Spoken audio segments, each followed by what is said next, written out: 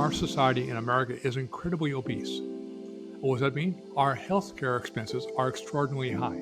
So the fact is, if we want to basically have a healthier country, our number one job is to reduce obesity.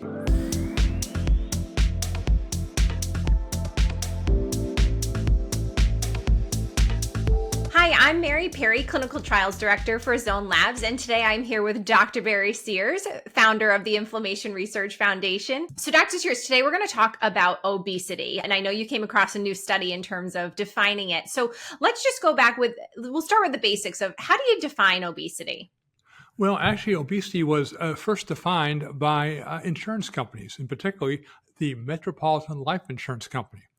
Why? Because they're bookies. They're going to take your money, and they hope you live, and they want to find out who's likely to die. So they first, in the 1940s, started publishing their Metropolitan Life Tables of optimal weights and heights. And if you didn't follow those optimal weights and heights, either too low or too high, you're more likely to die, and therefore they would charge you a higher policy. Well, this is great for them, but not so great for those who fell outside those boundaries. But it became realizing that these are really not metropolitan life tables, but metropolitan death tables. Who's most likely to die? So around 1960s, they started introducing a new form called BMI. Same standard for both men and women. Not much thinking involved. And therefore, it wasn't basically as quite as death defining as the metropolitan life tables.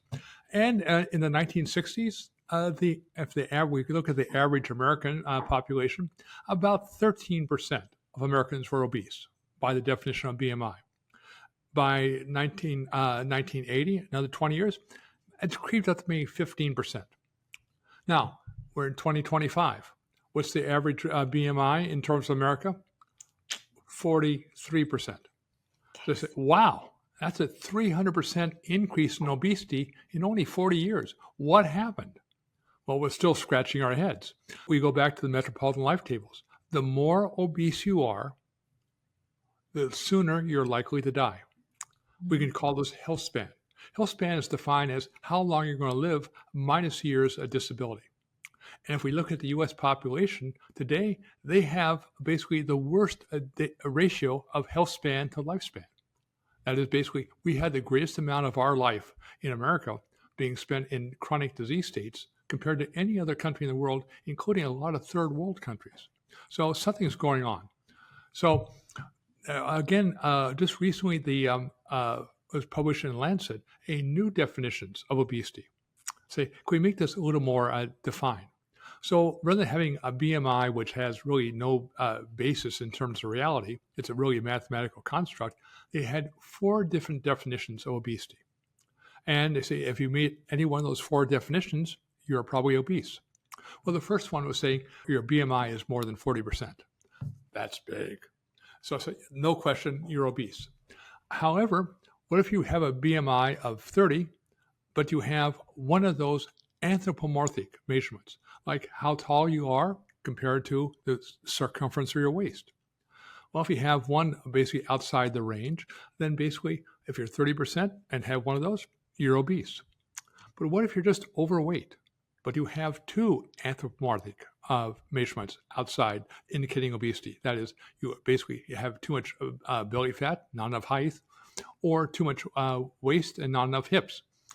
Then basically you would now have, even though you're defined as overweight by BMI, you are now being defined as obese.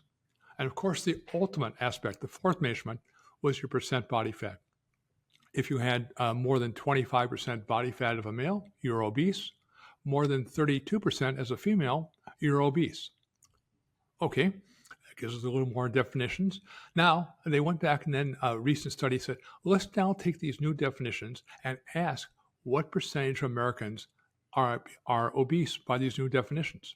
Remember, the average was really 43%, and they found out it had jumped to 69%. A 60% increase in obesity in 24 hours just by applying these new measurements. And say, yikes, that's bad news. It is really bad news because, again, obesity is basically the fastest way to develop any chronic disease. And of course, the more chronic diseases you have, the the lower your health span and the more likely you are to die. Dr. Sears, how do you feel about these new standards for obesity? I know one of the things we've always talked about with body mass index is it doesn't account for lean body mass. But when you have, a lot of visceral adiposity, you're still going to get these higher rates. But do you feel that these are better ways of measuring it? Oh, most definitely, because they say, here are the facts. I feel like Jack Webb. Just the facts, ma'am. Just the facts. And the facts are our society in America is incredibly obese. What does that mean? Our healthcare expenses are extraordinarily high. So the fact is, if we want to basically have a healthier country, our number one job is to reduce obesity. Now, say, no problem. We give everybody GLP-1 drugs. Now, say, they're magical. Well, they're not quite that magical. We do know that basically you will lose weight, but about 40% of the weight you lose is lean body mass. That's not the type of weight you want to lose. And we also know the day you stop taking these drugs, the weight starts coming back. It doesn't come back as muscle. It's most likely coming back as excess fat, which would indicate that even though you lost weight and lost some fat, basically you might, once you go off these drugs, start regaining more fat, that you're actually more obese now than you were before you started the drugs. So I said, oh my God, there's no way out. Well, there is, I believe. And that's metabolic engineering. Why do we get obese? Our metabolism is basically dysfunctional. We have a very, very sophisticated metabolism. People say, well, metabolism, everybody talks about it, but it's actually far more complex than anything we can think of. Any supercomputer, rocket science, they pale in comparison. So it's really basically our problem is not obesity. We have a disrupted metabolism throughout America. And that's where I think we can solve the problem. Applying metabolic engineering. Using our food as if it were a drug to go in and reprogram our metabolism to change the dynamics.